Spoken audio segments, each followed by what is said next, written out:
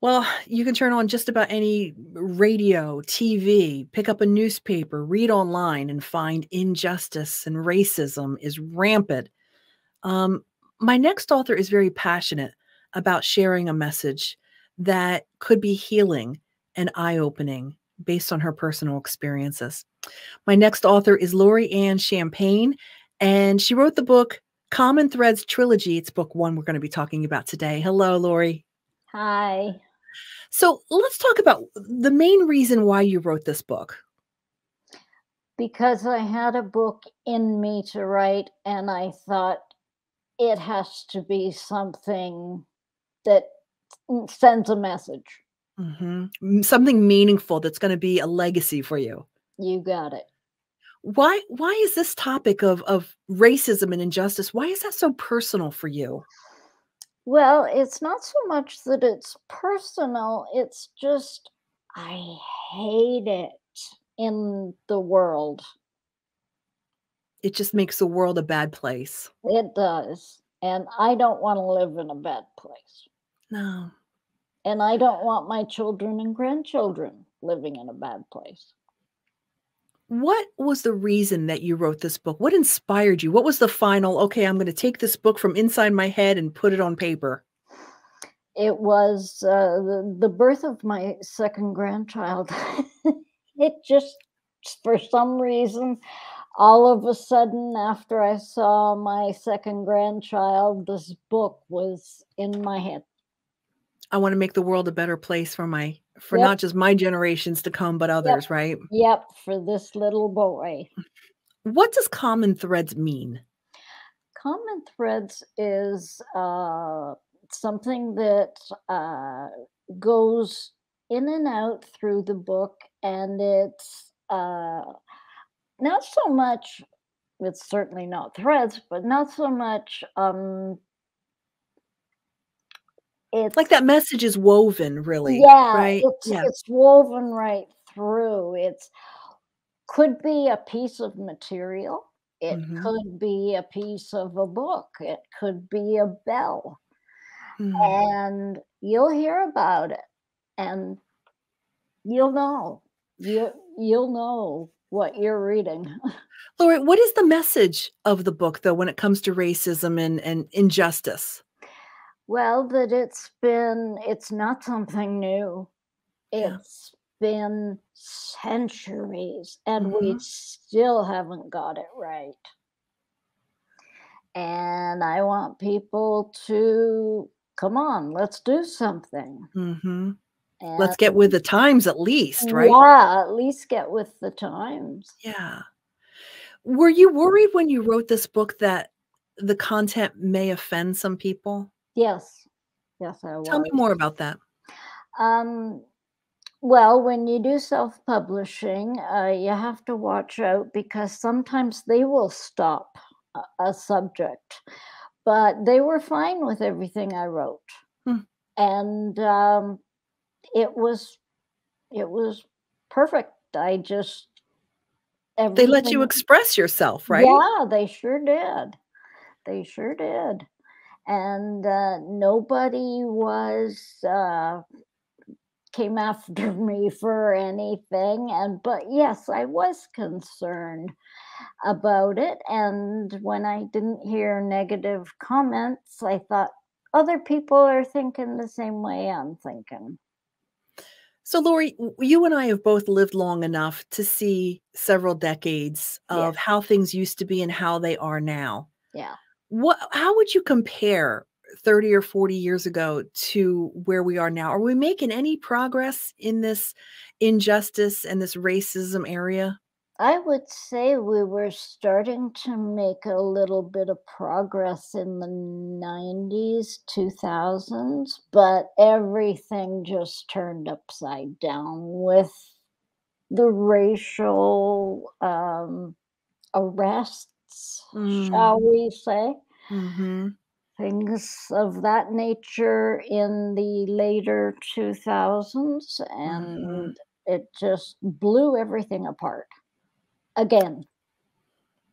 Made things as bad? Yeah, yeah. It made things bad again. If you could have 2 or 3 sentences to say to someone about racism and injustice, what would those sentences be that could change somebody's thoughts, hearts, feeling, mentality about it? What would those sentences be? It doesn't matter what color you are, what religion you are. It just doesn't matter. It's if you like someone for their character or for their personality, it doesn't matter what they look like.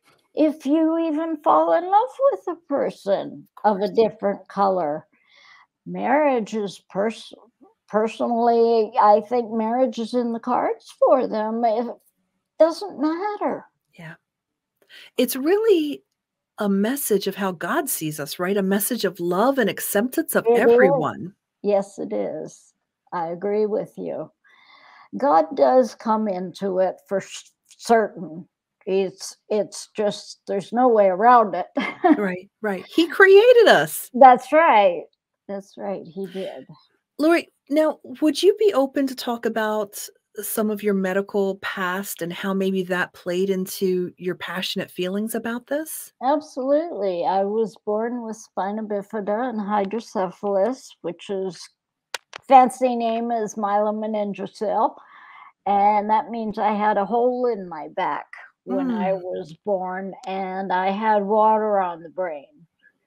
And when I went to sick kids, they did an operation on me. And now think back, this is 1962. I was the first baby ever operated on that lived past the age of 5. Are you kidding? Now, How could God not be part of your story? yeah, I am 60 and I'm still here. And the doctors are shaking their heads.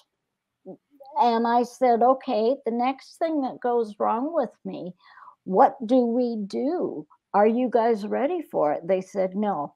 From here, we write the book together. Wow. So Do you whatever think that comes up, maybe God has a reason and that's the yeah, message that you have to share needs to be heard, and he's kept you around for that? yeah, he has. He's kept me around for 60 years just so that I can be a person that teaches, that Yes. gives the message, helps spread the message. And I feel that's what I'm doing. Lori, what's interesting about your book, amongst many things, is that it's educational, but it's entertaining. Hmm. It's hard to put down because of that entertaining element. Can you Yeah. can you talk about that balance that you found? I love the historical part of things. And I did 9 months of research before I even, penned one word Sure. on every little thing that I wanted to put in. I wanted to be knowledgeable. So everything that I wrote had to be perfect, had to be correct historically. Mhm. And I just went with this story of common threads, Mm. and I thought people would get it, Yeah. just like I hope, like I do. And because it's a message that's, yes, it's entertainment, and yes, it's learning, but above all, I just want the the people to know that it's it's out there. It's you know, you can go along these threads and you can figure out how it's gonna go from here, and we gotta change it. It is a conscious decision that we make, isn't it? It is. We don't have to go with the way that our family members or friends or political beliefs, we can make up our own minds, and we don't have to stay on the same route You know, if you're Democrat or Mhm. Republican, Yeah, you can cross over. That's the common threads you're talking about, right? yeah, exactly. That's when change can happen. You Yes. are such an inspiration, Lori. Do you think that other people with disabilities, are you an encouragement to them? What would you say to them? I would say I'm a big encouragement when it comes to that. It doesn't matter if you've got the knowledge and the basically the know-how Right, to get started on a book, then right. go with it. If you doesn't matter if you've got a disability. Sure. It does not matter. Right, Just right. write it. Absolutely. Do you have any final words as we begin to wrap up the interview, Lori? I just want people to love each other. Yeah. And I just want everyone to just let us heal Yeah. each other. Yes. And Those are beautiful words. I think that goes a long way. And a lot of people aren't ready for it yet, but Yeah.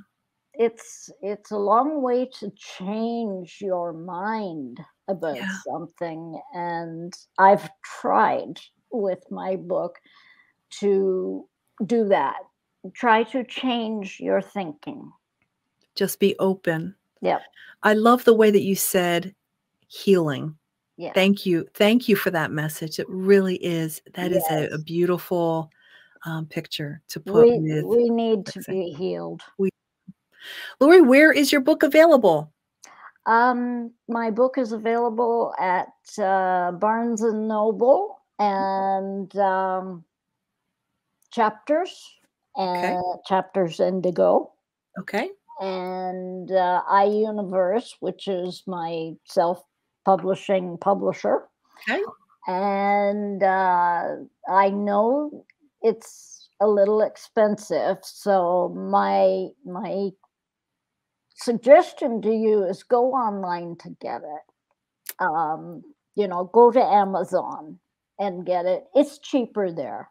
That sounds like a very fair deal. Lori, you've been a joy to talk to. Thank you for sharing your heart and your book, Common Threads Trilogy, Book One, LA Champagne. Thank you again, Lori. Thanks, Suzanne.